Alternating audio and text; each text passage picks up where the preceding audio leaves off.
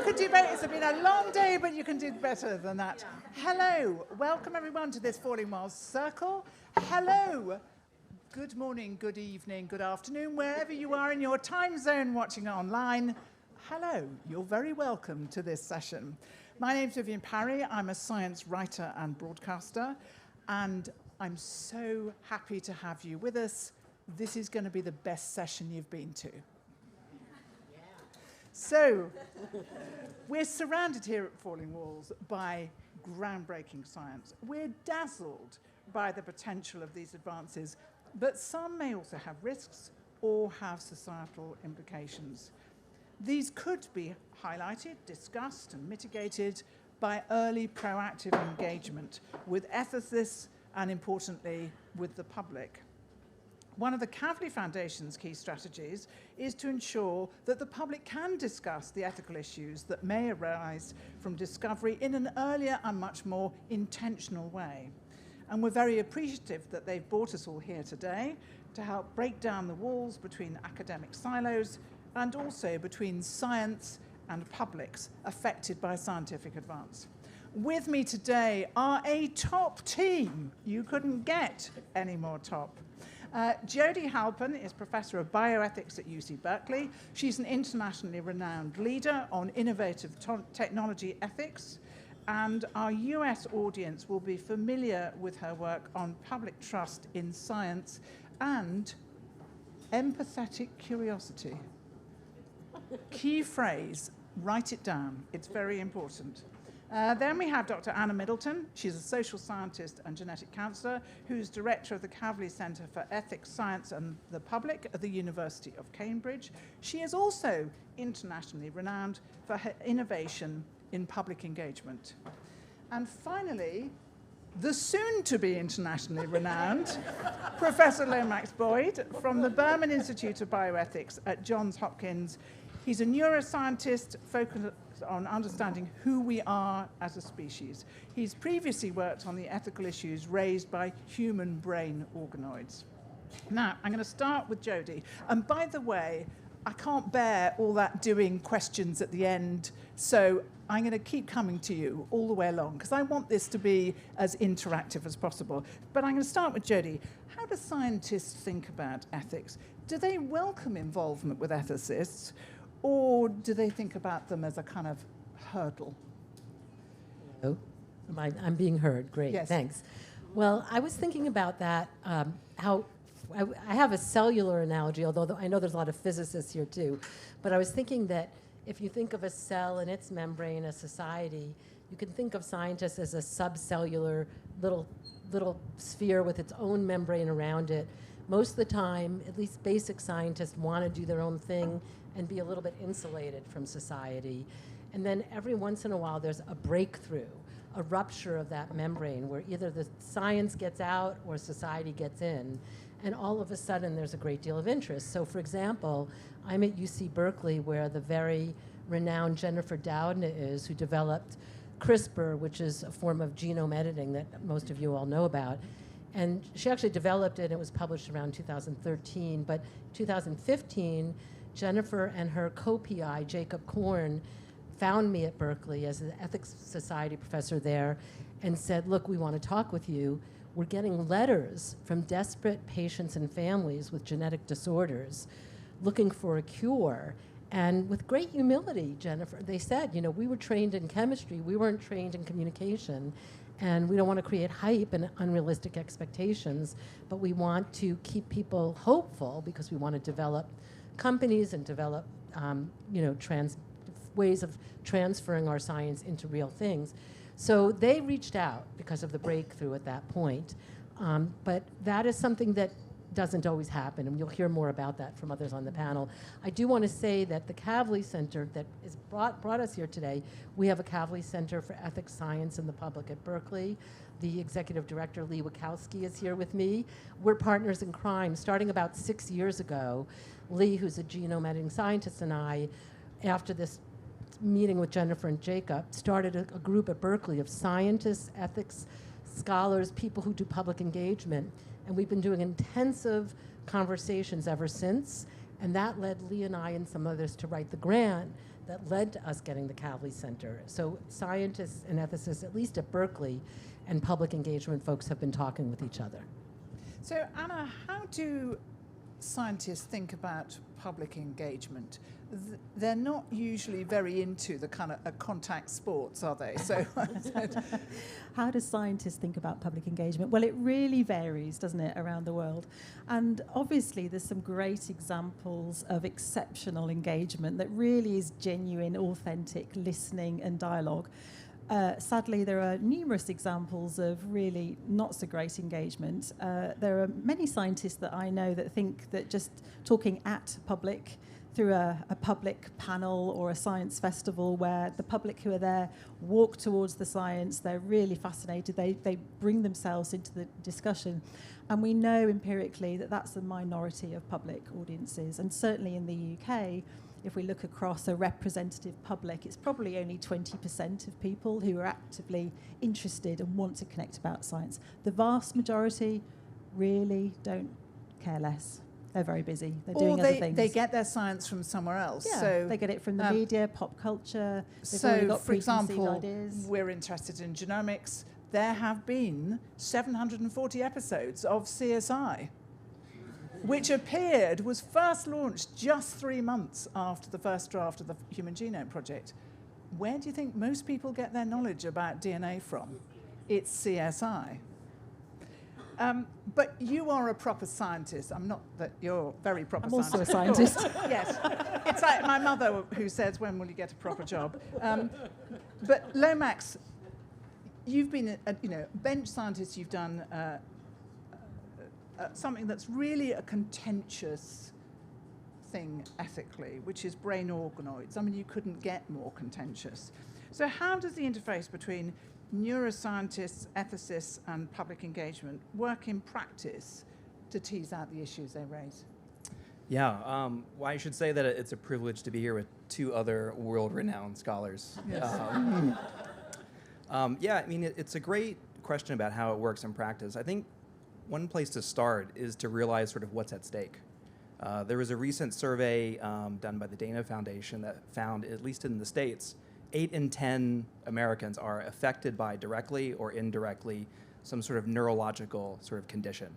And so the vast majority of our populace is affected by these sort of conditions that we're just starting to have some tools and some insights into what their mechanisms and causes are. And I think brain organoids is a wonderful place to start, and it raises some ethical questions because it starts to get at medically and ethically sort of relevant traits. You know, what is the neurobiological basis of suffering? You know, what is well-being? What is consciousness? You know, we think these are all things that are critically important for ethics and sort of morality, and we start now to have the tools to start to understand those morally relevant traits from the ground up. And we need sort of ethicists involved, we need the public sort of involved, and we need scientists involved in a way that creates a community of practice for all those fields to be mutually informative of one another. Do you think scientists sometimes have a kind of pass the parcel type of approach to ethics? You know, we've done research, over to you now. And that's how it has worked. And I think we're at sort of an inflection point where there's a moment of cultural change that's sort of happening, where there's a recognition, because of those factors that I talk about, of the need for a more sort of inclusive and diverse, you know, research community. But in that culture change, we're also realizing what the barriers are, the cultural barriers within academia. You know, scientists don't talk to ethicists, much less sort of the public in a very direct way. It's funny, we were running a workshop at Johns Hopkins a few months ago where we brought ethicists and we brought scientists together. And, you know, someone sort of raised the question of, you know, what is it that ethicists really do? You know, they were aware that ethicists deal with things like end-of-life issues. But what do ethicists do other than death? Was the question. And we're at a place, you know, the Berman Institute, where I'm based, is probably one of the larger ethics centers in the world. And most people at Johns Hopkins don't even know that the Berman Institute exists. And are you in the basement? Ironically, the building that we're in used to be the former police house in Baltimore. Yeah. So one of the things that interests me about this is brain organoids, I mean, nobody could think that they were anything other than contentious. You know, Mum, I'm growing a brain in a dish. You know, that kind of, you know, that triggers, it carries a trigger warning. But what about those areas where scientists think there aren't any issues? They think that they're just doing basic research. What's the point at which scientists should think about discussing their work more widely? Anna? Yeah, I would argue that this should be part of all training for all scientists, is to really genuinely ask the philosophical question, which is, what is my work contributing to? Is it in service to society? Am I serving society in some way? Or am I just pushing the boundaries of knowledge? And which is it? And I think if we can help scientists to really articulate that, then we've got a way into a conversation with public audiences. Because if people are genuinely and authentically saying that they are serving society, then where is society in the discussions? You know, what opportunities are you creating for genuine dialogue? I'm not just talking about telling people about what you're doing. I'm talking about listening and compassion and kindness and deliberation and hearing difficult views and taking the time to understand. And that's all about creating the conditions of the engagement. And there's great skill in that. Mm. How many scientists have we got in here? Put up your hands. Can I just say to all of you right now, putting up your conference poster in the foyer of your building and hoping somebody walks past, that is not science engagement. I'm just saying. Okay, so let's think about that is clearly an approach that doesn't work. But Jodi, what does work? What's the evidence base for what works? What works is, and it's the same thing that brings people together across other bubbles and differences, and it's this model of empathic curiosity that you know that I love, but I think what works is having projects together and goals together. So again, we'll let that noise go by. The Kavli Center that we have at Berkeley, we developed it around this idea of a cohort model, which we would bring in a group of young scientists in AI, gene editing, and neuroscience, and humanities scholars who some of them were philosophers, experts in ethics, some of them have experts in community engagement, and bring them together for a 1 to 2 year, preferably 2 year commitment of being on the same team, wearing the same T-shirt, which builds, as you were saying it builds a sense of tribal belonging. So you're from different worlds, but all of a sudden you're part of the same tribe doing the same thing, and then face certain challenges together.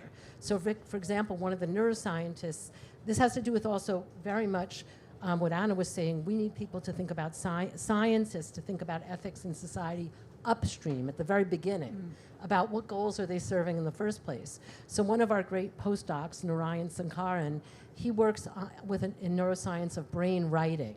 So we can use various technologies now to have brain signals of language be translated so that people, for example, who've had strokes and can't speak, it can allow them to speak. And you can imagine that being wonderful. You can imagine the same brain reading skills being used for surveillance. So he was a neuroscientist who saw that has not been applied yet. It has not gone to anything like market development, and yet he came in early. And one of the interesting things is the philosophers thought about it really differently than the scientists. And then there was the whole question of what do different publics think, which he's studying. And by bringing them all together and having lots of arguments and conflicts and not having a shared language, when they develop that, we're coming up with some ideas, and Ryan's coming up with ideas of how the technology and the science can go at this point early on in one direction over another that could make a big difference. I just want to say that pugwash is a very famous example of that. So nuclear scientists people did not agree about nuclear disarmament, and countries did not agree, and we had international chaos, and it was really scientists, country leaders, NGO leaders representing society, and others. It took them a long time to develop a shared language, but that was fruitful because that allowed them to go beyond nuclear disarmament to talk about chemical and biologic weapons. So when you bring in all different parties and the public, you have a new language, but you have new interventions. Because we talk a lot, don't we, about, for instance, startups where people will see something in a piece of work, a piece of science, that actually the scientist themselves doesn't see yet. And it's the same in public engagement. The public may see a completely different use of a technology or a process that the scientists themselves doesn't even imagine. Yeah, and it's, I mean, we find that a way into the conversation that's very, very human is the imagination piece that you just mentioned. What is our imagined future together? So you don't need to be an expert in the science. You don't need to be an expert ethicist.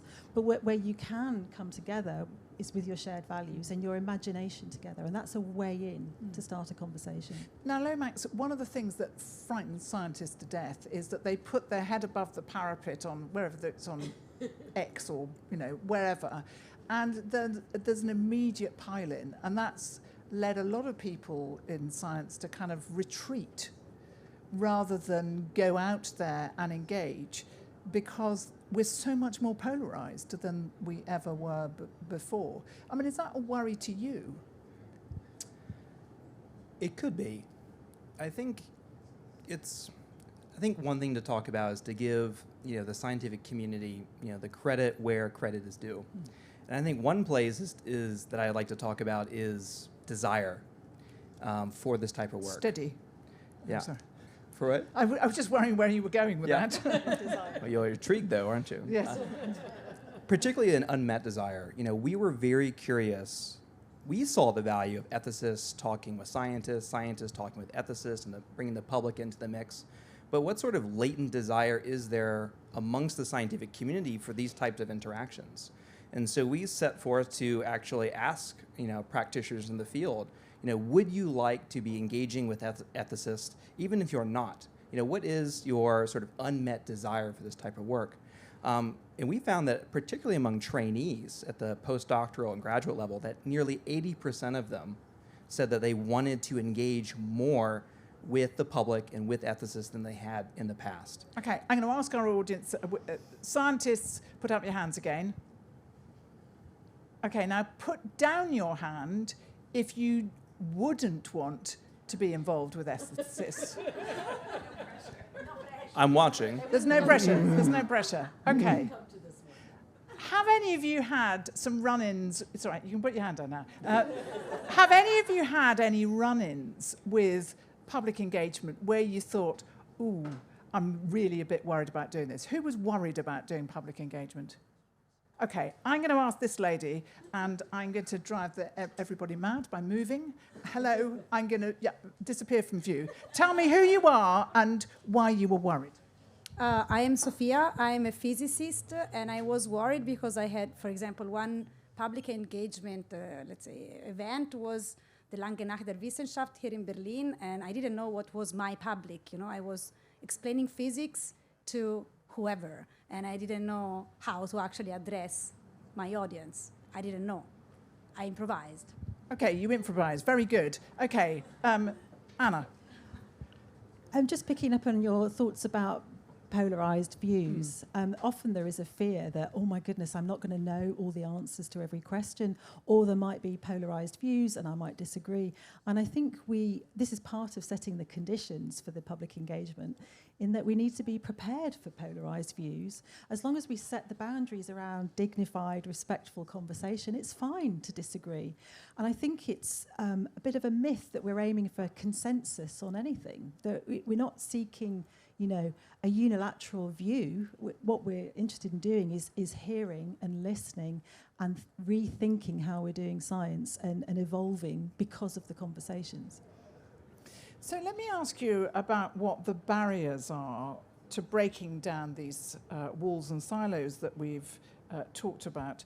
One of the things, I guess, Lomax, is about academic reward systems really being at odds with public engagement efforts.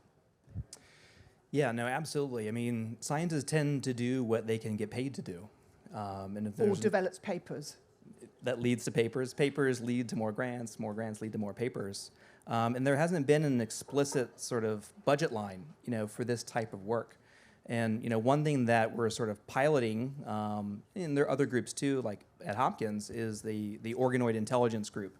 And this is an initiative at Hopkins that sort of fuses the promises and opportunities with brain organoids with the technology that's being developed within artificial intelligence to create sort of embodied brain organoids for the study of basic mechanisms of the brain, disease pathologies, and even computing. One thing that we've done is that we built into the research team is composed of people that build microfluidic systems, people that build computer interfaces, brain organoids, and then one of the research team is ethics. And it's ethics from an empirical perspective about like what does the public think about this technology from various perspectives, and what are the philosophical questions in the way that ethics can inform the neuroscience and the way that neuroscience can inform our understanding of ethics.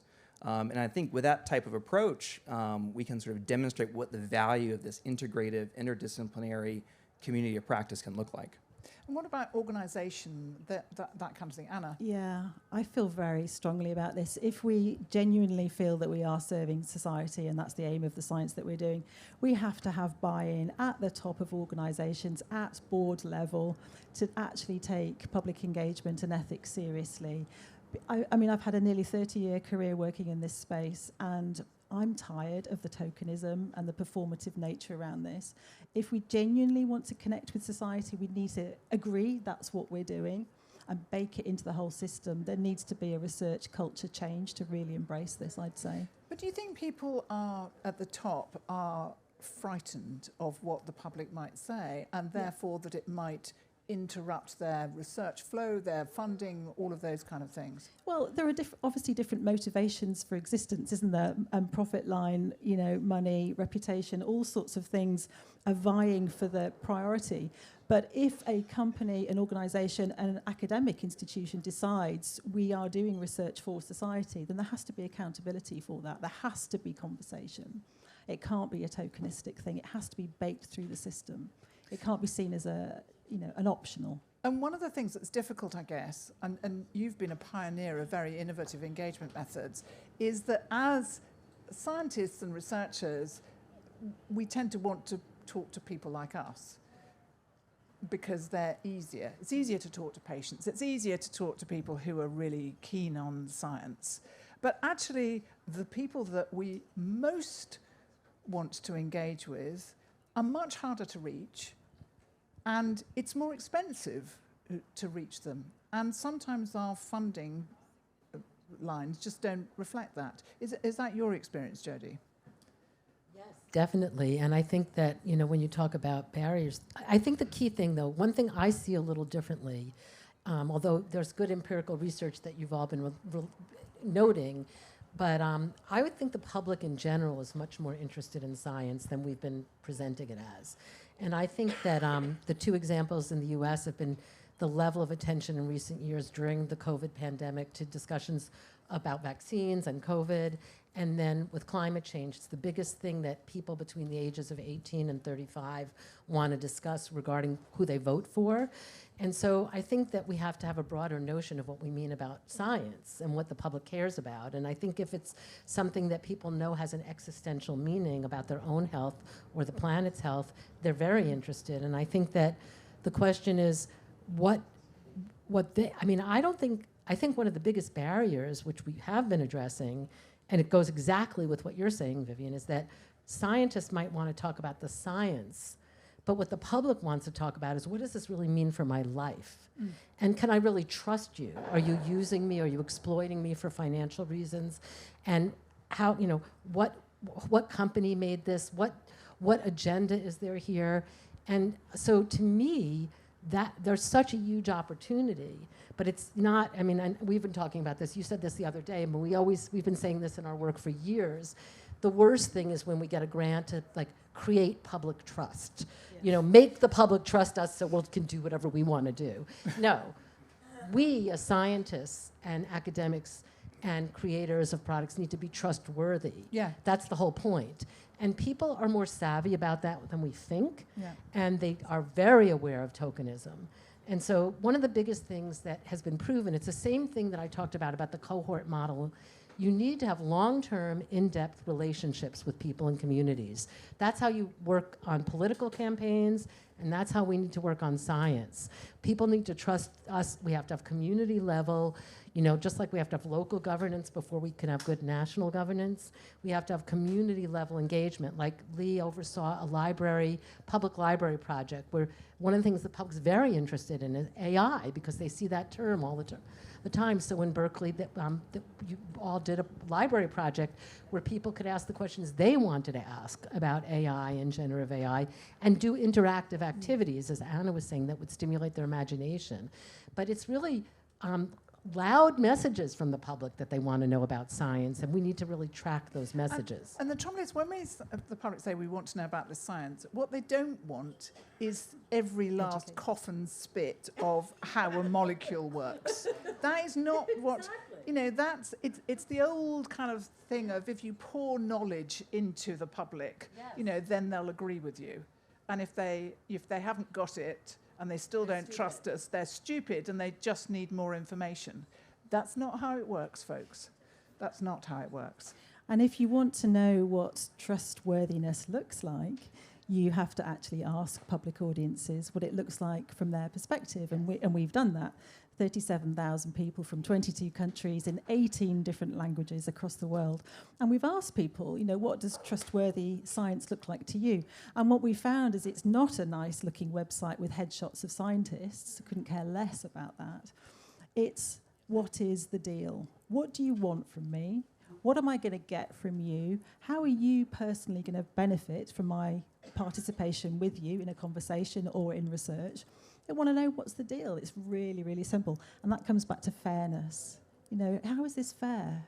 What's actually going on? I want to pick up on that for a minute, because one of my strongest interests is that research shows that experts, which includes actually philosophers and ethicists as well as physical scientists, expert academics, etc., think about ethics extremely different than the way the general public think about ethics.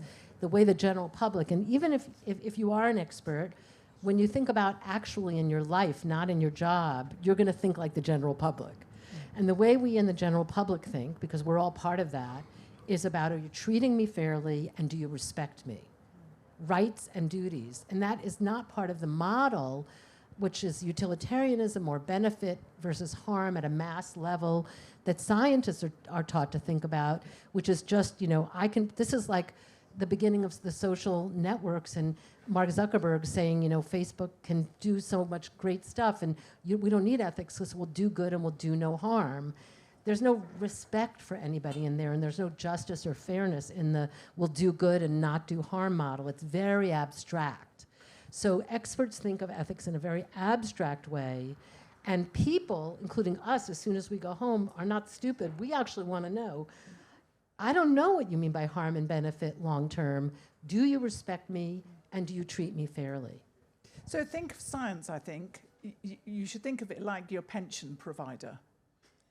Because we all know what's fair and what's not with our pension provider. And actually, if we really put a wet towel around our heads, we could probably understand pensions. But we actually don't often try. And it's often in such complicated language that you're none the wiser. And actually, it's a very, very similar thing, being a pension provider to being a scientist in terms of how you get it. Sorry. I've gone off on one already. Okay, so let's have some thoughts from you. How are we doing so far? Any questions? Okay, I'm going to run up here. This man is Cristiano Matricardi from Springer Nature. Hello. Hello, thank you very much. I'm actually wondering how you envision a way to create public engagement with scientists, because we cannot rely on scientists for everything, because of course scientists are really, the time it's not infinite, so just they don't have a lot of time. So do you envision something like more every single group will have some communication specialist inside the group to create public engagement, community engagement, or at a higher level of education, just universities or institution or government, just which kind of Yes. Okay, so we were saying very clearly before that there are some people who should not be allowed out to talk to the public. They should be shut in a cupboard because they're very fantastic scientists, but they just shouldn't be allowed out. But that's okay. Sorry. I would agree. There are some people who shouldn't be doing public engagement because actually they're not listening at all. But in terms of the systems and the culture, I think there's two approaches. One is creating the opportunities for scientists to walk towards the engagement opportunities, so make them enjoyable and support them to do it as well, and give them the skills to manage with polarized discussion and to be pinned down and to figure out what empathy actually is and emotional intelligence is in real life when you're having a difficult conversation. That's part of it. It's a skills-based piece. But it's also recognizing that there's a whole community of experts in this space who do this for a living, who can advise and support. And it's about creating a culture where they're welcomed in and they're not seen as a tokenistic extra nice to have. But it's part of the way we do science, and that needs the buy-in from the top. But Lomax, now, bench scientist, when you were a baby bench scientist, and somebody comes along and says, you've got to do public engagement, you've got to do your career, you've got to sort out all sorts of other stuff, it's very hard to find the time, just as you say, to carve out, to do this kind of work. Yeah, it's hard to carve out the time because the time just might not even just be there to do this type of work. And I think if you look you've got to be a good dad and all those other things as well. Other obligations Yes. probably outside of academia. But I think it's worth sort of, when you look at highly successful scientists that are running their own lab, they're often folks that are very collaborative, by nature. And I would encourage, scientists to use the skills that they already have in fostering collaboration. If you're a behavioral ecologist and you're interested in the biology of the brain that's underlying your behavior and you want to do 2-photon microscopy, you're not just going to just waltz down to the microscopy suite and figure it out yourself. You're going to collaborate with someone who's an expert in that field. And scientists are not experts in designing surveys. Scientists are not experts in sort of crafting public media pieces. In this space, there's also the opportunity to exacerbate existing polarizations, especially in emerging areas of technology where attitude formation is being happened as people discover new areas of science. That's sort of a crucial moment in sort of shaping what trust will look like down the road. And I think building incentivized mechanisms for scientists to learn about who they can collaborate with, even in their own institution, will be, essential for this community of practice to gain the momentum that it needs. Can I just say, I guess saying I haven't got the time is no excuse if you're being measured on whether you are actually engaging, and it's actually linked into your contract and it's linked into your appraisal system. So you'd probably find the time if you were being measured on that. So it goes right to the top. It goes right to the top, yeah. I have to tell you something, it's very wicked. That when I was at the BBC and we had the prof of a lab who was just hopeless on television, what we would do is we would run the camera and I would say to the cameraman, can we do this with the strawberry filter, please? And that meant that you kept the red light on so people thought it was running. And then you said to the professor, I'm so sorry, there was a technical problem. We didn't record that. And then we'd record the PhD student, who would always be so much better. Let's take a question from the back there. Yeah.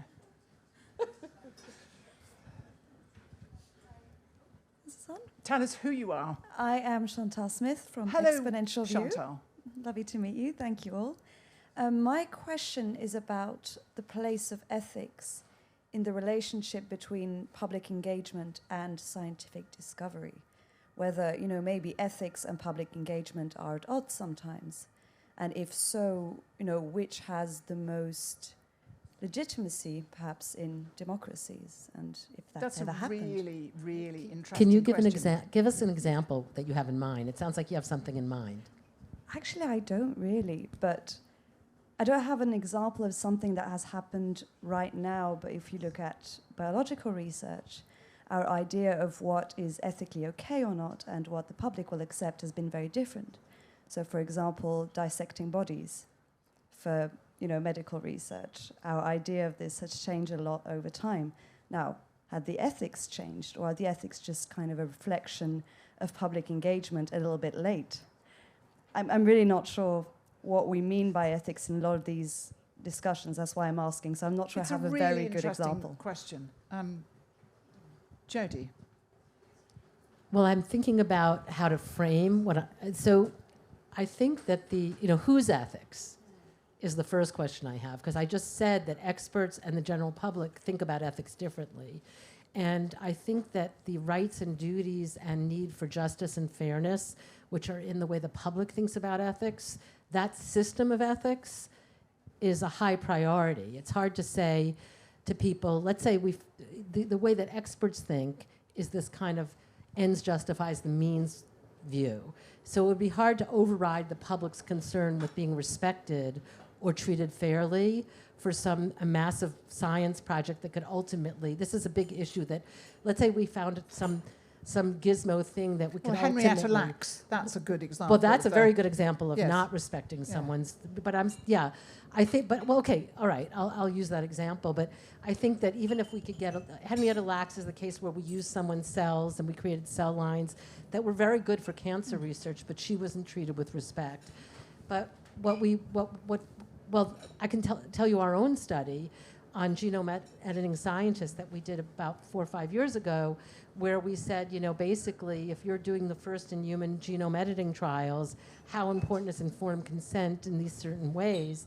And these really top-notch scientists felt that, really knowing how to do that right was not very important, because they felt genome editing trials would ultimately produce enough benefits for society. So we don't even have to go back to Henrietta Lacks.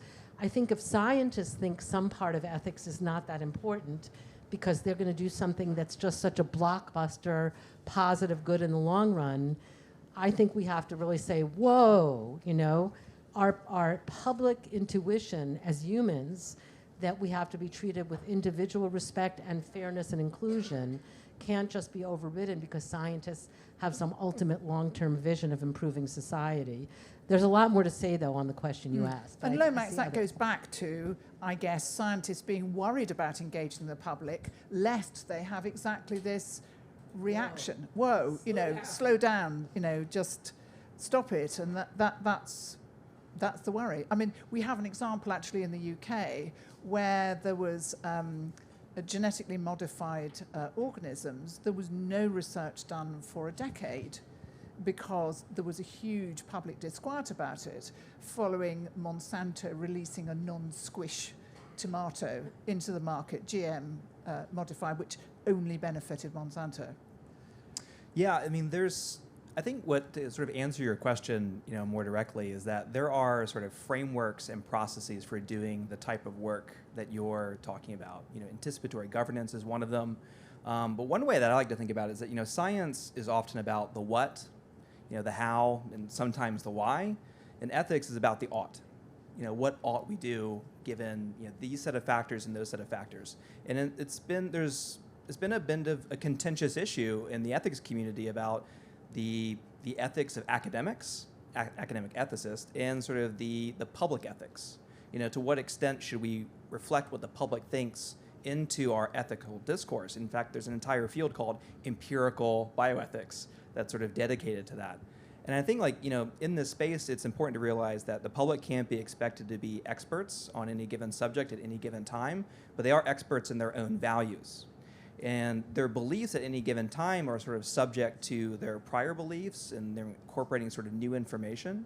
And one thing that we're working on, and we're writing about this in several papers, is that in order to kind of move forward, we're arguing that there needs to be a more dynamic, bidirectional, interactive discussion, so that instead of saying, what are the ethical issues related to brain organoids and where should we draw that line, it should say, as the technology develops and the uncertainty around the technology starts to diminish, how should we be treating the direction that the technology should go?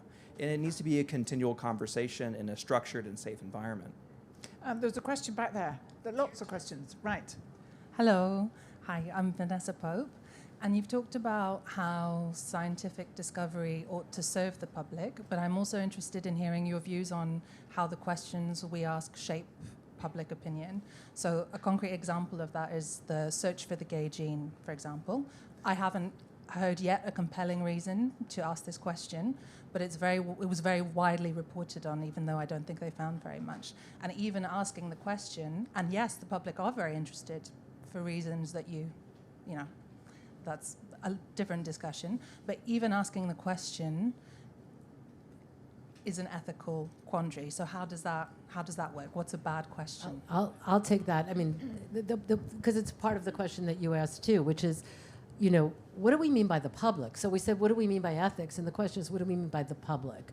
And if we mean pure, popular, trendy, whatever thing, which can be very right-wing, very left-wing, very anti-this, full of hate, whatever, that's not really what we're talking about at all here. And I think that, I mean, I think it's great to ask, these are great questions, but I think that there's a responsibility on the public's part. Again, remember, that's all of us. We're experts when we go to work, and we're publics when we go home, you know?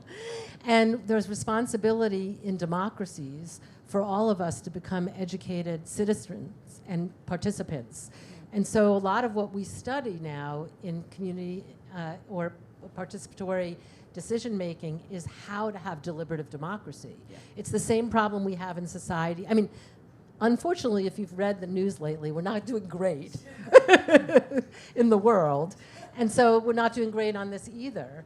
But there's no reason in science to think that it's just the loudest voice that should represent the public. And there's also tremendous amount of work on framing the questions that we ask the public. For example, if the National Academy of Sciences asked the public in 2019 if they wanted germline gene editing for serious diseases, and there was about 60% or so people said yes in the US, but they didn't say if it's so expensive that you may not be able to afford it. It might just be the wealthy that become now able to genetically pass on advantageous genes, which was the condition. So they don't know what they're voting for when we don't frame the questions right. Lastly, the group that my group at Berkeley, including again my colleague Lee, we've written a couple of papers on germline gene editing and why a pure use of public engagement is not good enough on germline gene editing, nor is a pure ethics look at principles. But we actually come up with a third way of approaching it, which involves public engagement, but it's called a human rights impact assessment, because that allows to look at the human rights of people that may not know how to represent their interests enough in the current debates. And we have a couple of papers there that have influenced the Academy of Sciences, and a lot of so you can look up our stuff on that. But there's ways of coming up with ways of protecting the human rights of the public that aren't just based on popular opinion. So, you know, penalizing people for being gay it wouldn't meet the criteria of our human rights impact assessment. Okay, I'm going to take one more question. It's got to be a brief one. It's fine. And I'm going to use my chance to it's more of a comment than a question, as I'm a kind of failed academic, so I never got to use that. I'm a very failed academic. But it's going back to the gentleman in the front who was saying about, you know, how do we carve the time? I think we need to challenge our assumptions of what public engagement actually is. And I'd love all of the scientists in the room to Google the Welcome Public Engagement Onion, because it will show you the many layers of things that you can do. And we always talk about, I'm a public engagement manager at the University of Edinburgh for context. We talk about the aha moments that we give our publics, and I'm just wondering about, can you share your aha moments that made you realize that this is a part of your career and something you wanted to carve time out for? We've got to be very speedy on this. My aha moment, I guess, well, I'm a parent of a child with autism, and I advocate for him, and so I feel that patient voices are very important, so that's led me into my career around communications and public engagement.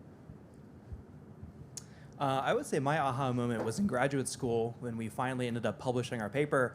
I was happy that I could graduate and move on with my life, but the discovery itself sparked a lot of media interest, and it was written up quite extensively in the popular press. And at that point, you could still comment on articles online, and there were hundreds of comments on each of these articles, and none of them really had to do with the science that I had spent 6 years researching. You know, they were on sort of the ethical and moral issues, and I realized at that moment how woefully unprepared I was to respond, much less incorporate and reflect some of those challenges in my own research. My aha moment was when I was a very young physician in training, And I saw how doctors, in the name of what they thought was compassion, basically ended someone's life with someone with a disability prematurely because of their assumptions. And I realized that experts in general think that empathy is feeling whatever they feel and projecting it onto other people. And so I've taught people for 30 years to never say to patients, I know how you feel. And I would say, then the work started coming out with scientists and other experts. They think they know what's good for the public. And the paternalism, that's why I don't even actually use compassion here, because I think compassion is this idea that there's one general way that humans can experience suffering, et cetera. I know you don't use it that way, but everybody talks about more compassion. And I think what we need is curiosity, empathic curiosity, to know what each individual member of the public, what their interests are, what different groups' needs are. I think we need to do a lot more thinking about how other people feel, and a lot less feeling and projection. So that's what my whole career is about. I mean, when I say compassion, I mean having a conversation that's dignified and it's not shouting at each other. Respectful, dignified conversation, and respecting different views. Right, but not this idea that we have generic. Okay, my aha moment was when I was told I couldn't do any more practicals because the university couldn't afford to teach me because I'd broken all of their kit. But when I went out to groups of women around the country, and I had people in the audience say, I never understood that until now. That was my aha moment. But I'm going to finish all of this by asking you each, just very briefly, to say, how urgent is it that we break these walls down between different disciplines and between scientists and the public? Lomax, let's start with you. I think the moment is now. That it's urgent because the science and the technology is moving, very quickly. We're going to go from fundamental questions about how brain organoids can talk to computers to applications for developing new therapies, for developing, neurocomputational models of psychiatry, to new platforms for computing that could be more energy efficient and more data efficient than what we currently have. So I think because of the speed at which things can advance, the urgency to engage the public on these topics is now. Anna. Yeah, and I would say it's too late once we've got to translation and application. The conversations have to happen much, much earlier, and that's a very skillful thing to engineer. So I would say invest in this and let's do it now. I think I agree with Anna and Lomax that it's yesterday, but at least now. And I think that the thing that this is sort of just a belief that I have. I don't know if I can justify it, but in the world right now, we're having just horrific conflict because everyone's killing each other over their emotional convictions that they're right. And I mean, I'm a psychoanalytic psychiatrist. I like emotions, but I think that we need to learn to use those few things we have where we think together rather than just project our feelings. And that actually, best example of that is science. Because science at least claims to have something about the world that we can all get to through thinking. And so for me, the more that we can get better at having all publics engage in science, the more we can learn to think together across differences. It not only will help science, but it may help create peace. What a magnificent way to end this session, which, as you will agree, was the best that you've been to today. Thank you. Would you please thank our panel?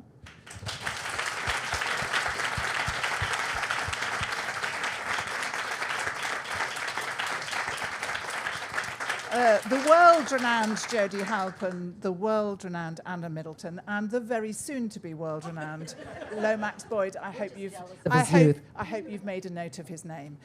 So thank you all for coming. To those of you watching online, it's been magnificent to have you with us. I hope you enjoyed this session, but I hope that it made you think. And if you're a scientist, and there are many scientists among us, I hope you'll take this back to your institutions and really go to the top of your institutions and say, integrating ethics and public engagement into science discovery from the very start is absolutely critical, and it has to happen now. Thank you so much.